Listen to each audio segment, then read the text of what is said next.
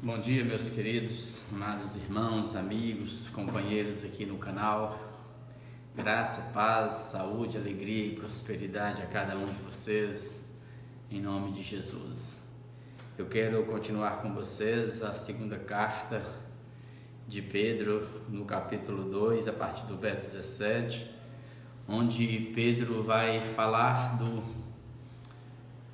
dos falsos profetas, dos falsos líderes que geram desesperança e que desencaminham as almas e que ferem, e que geram assim uma tristeza muito grande, uma decepção muito grande no coração dos ouvintes, daqueles que os seguem.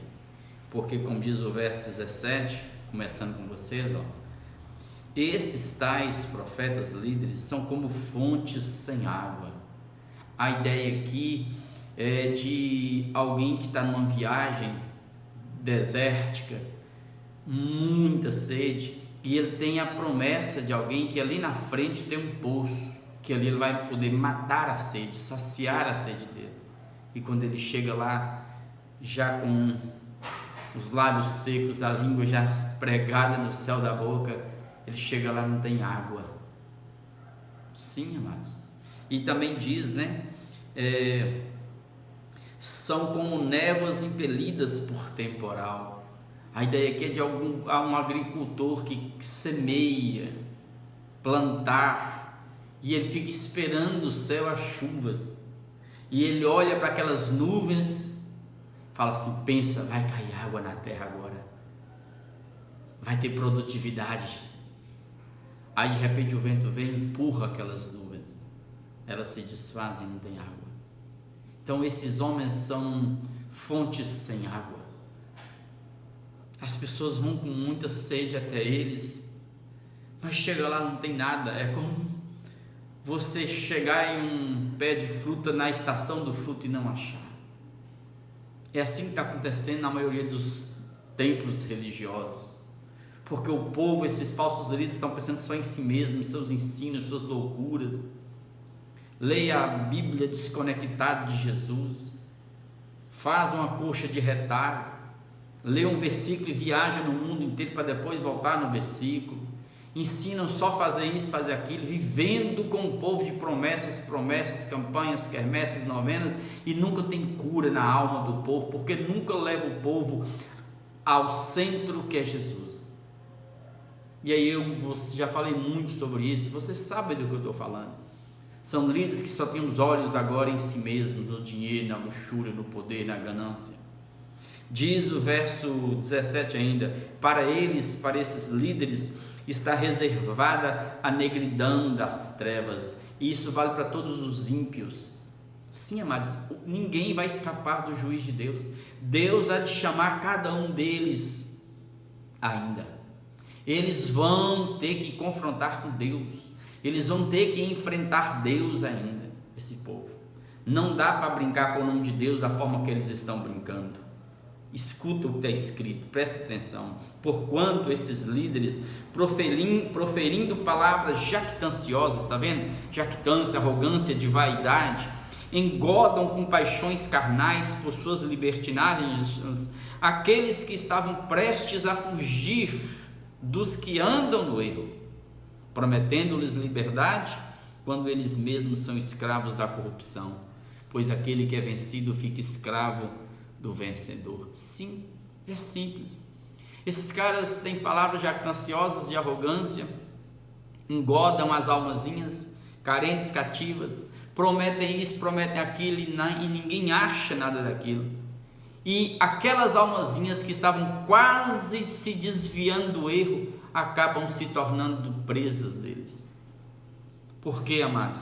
Porque eles prometem liberdade, prometem prosperidade, prometem o carro, promete que se as pessoas fizerem tal campanha, tal isso, aquilo, vai receber isso, e não acontece. Sim, porque eles mesmos, amados, eles são escravos da corrupção. Eles estão fazendo aquilo ali porque eles se tornaram escravos de si mesmos. Eles não são mais obedientes a Jesus, ao Evangelho, que ensina a gente a lutar todos os dias e a vencer todos os dias. Não, Eles são escravos de suas próprias construções, suas vaidades, seus caprichos, de suas paixões carnais, dos seus narcisismos. Ou seja, cresce dentro deles o Senhor deles, o Deus deles, que é o ventre deles. São escravos de si mesmos, já não podem dizer, não tem como voltar para trás.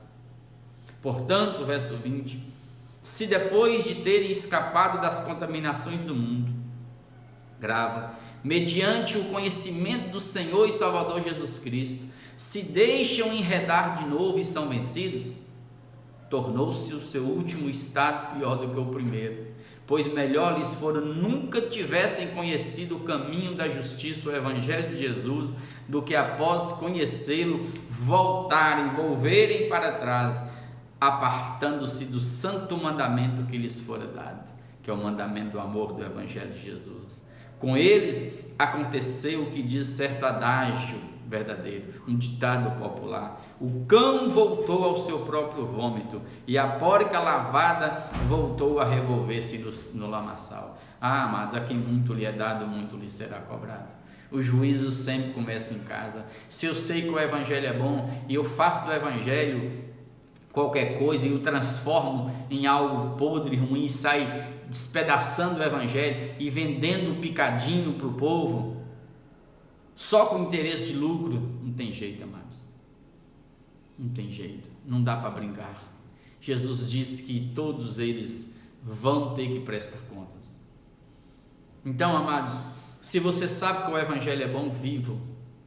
Se você já teve sua mente iluminada, esclarecida, não perca isso de vista. Siga Jesus, ande com Jesus, porque nós não temos um outro caminho. A nossa esperança é Jesus.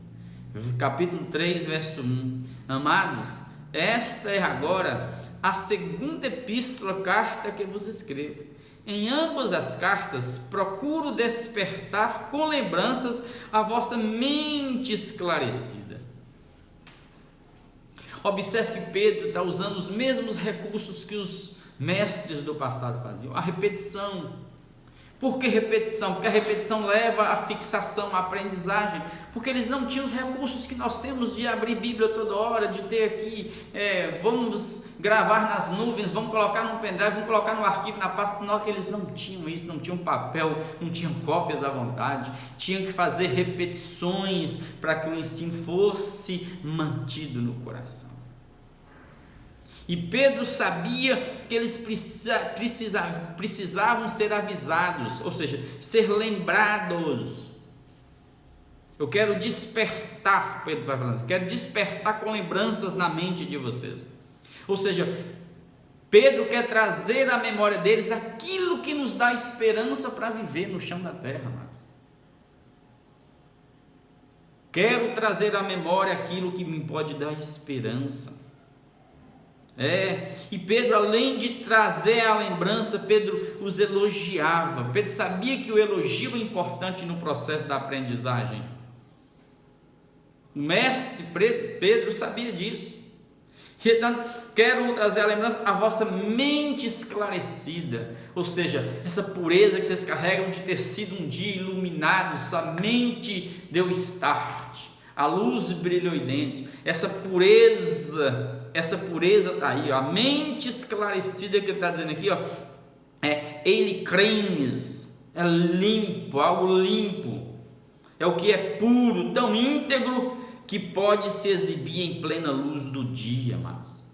Para Platão, no tempo de Platão, era a razão pura, era aquela razão, aquela mente que não se deixa contaminar, pela sedutora influência dos sentidos, do ver, do sentir, do cheirar, do tocar, como tem sido. Sim. Você que já teve sua mente esclarecida, que já teve sua mente iluminada, por favor, vive em plena luz do dia com essa razão consciente, pura. Não se deixe influenciar pelos apetites carnais, pelas influências deste mundo, não. Mantenha sua consciência em Jesus. Verso 2: para que vos recordeis das palavras que anteriormente foram ditas pelos santos profetas, bem como do mandamento do Senhor e Salvador, ensinado pelos apóstolos, tendo em conta antes de tudo que nos últimos dias virão escarnecedores com seus escárnios, andando segundo as suas próprias paixões e dizendo: onde está a promessa da sua vida? Onde está a promessa da sua vida?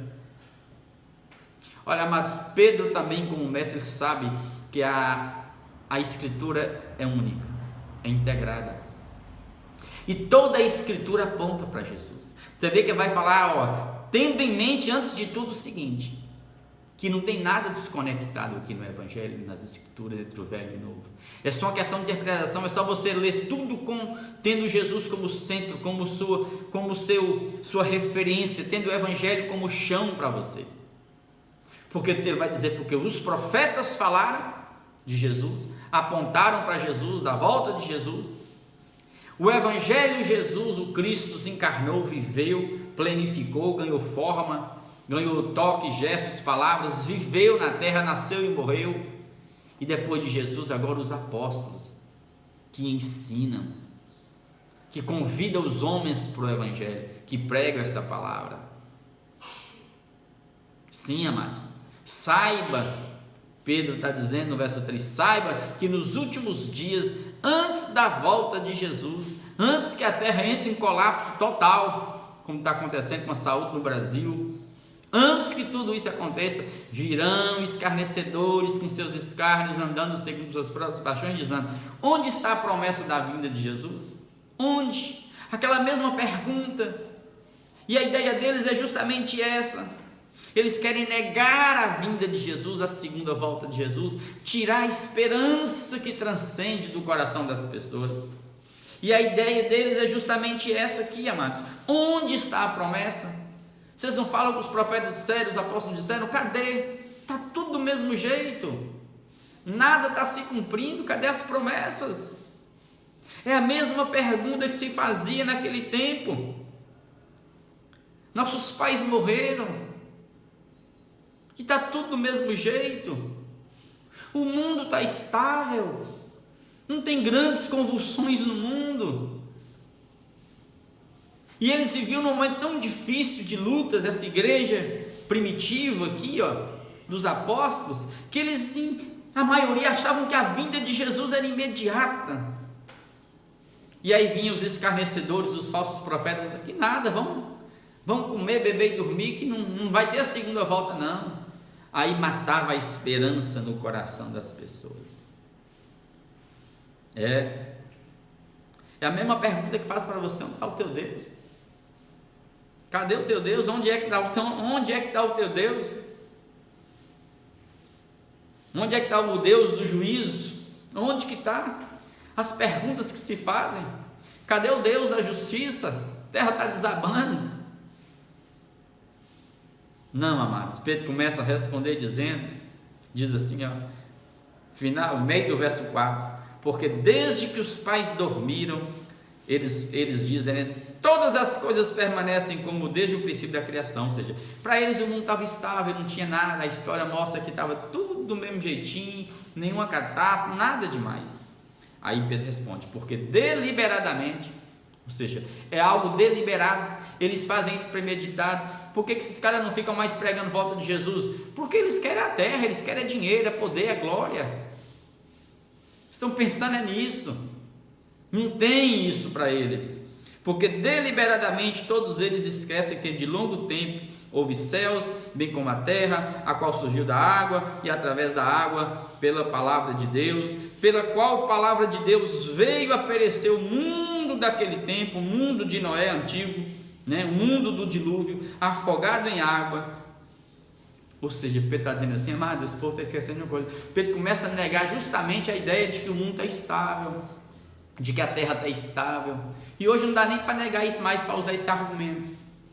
No tempo de Pedro, eles falam, não, Pedro, de lá para cá não tem nada, não mudou nada.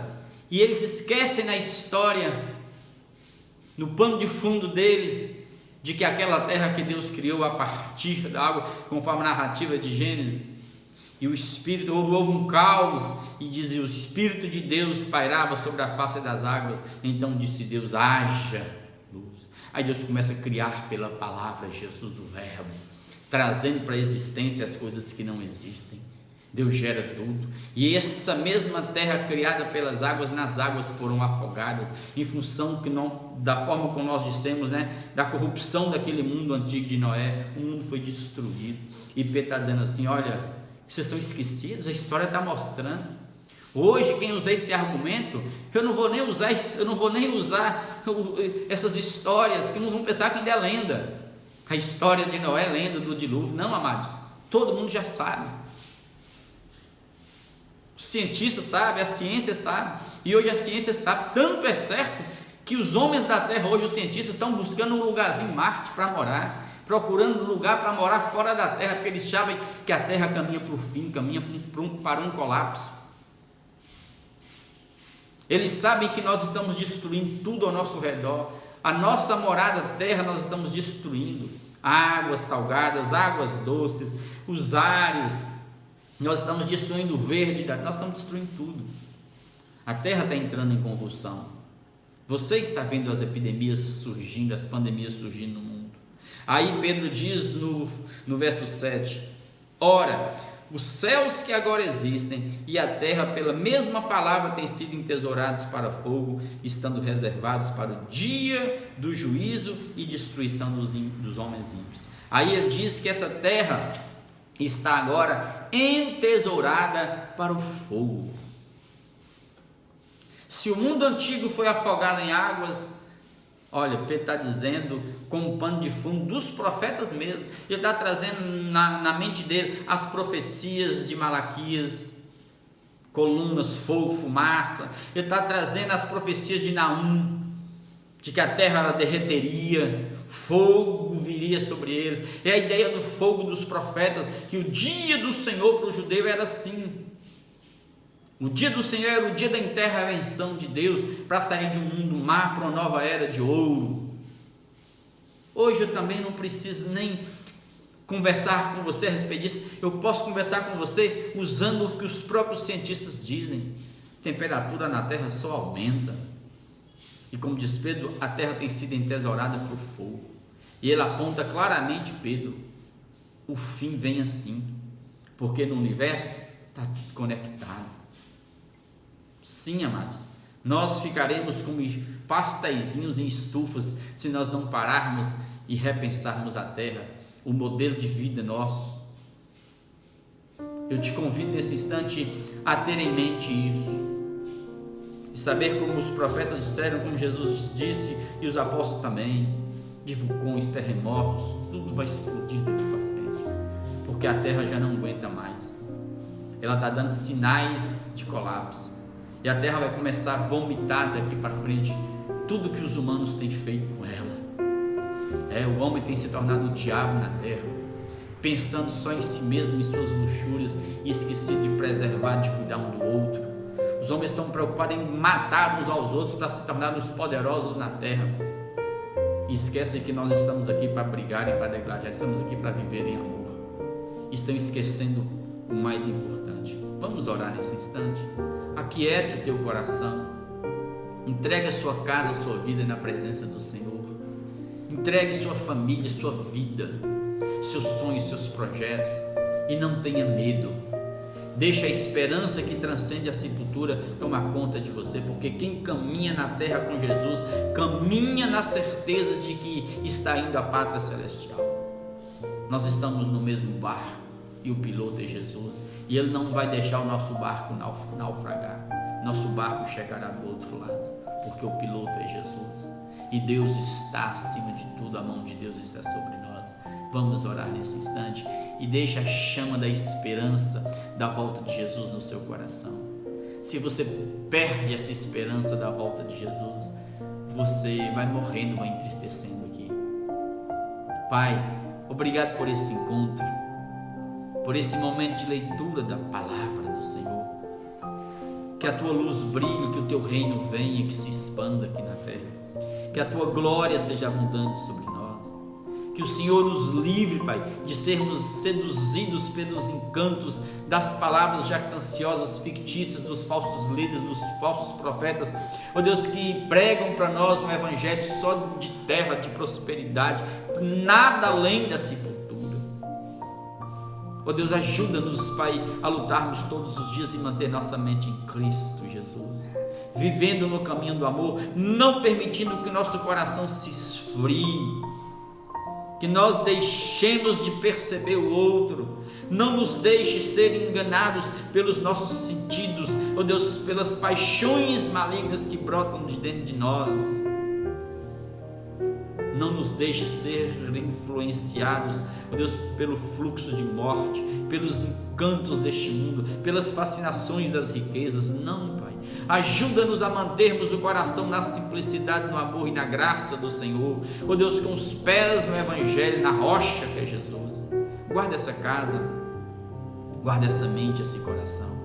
Que a cruz seja erguida no centro da vida de cada um. Ó Deus, repreenda toda enfermidade dessa casa nesse instante.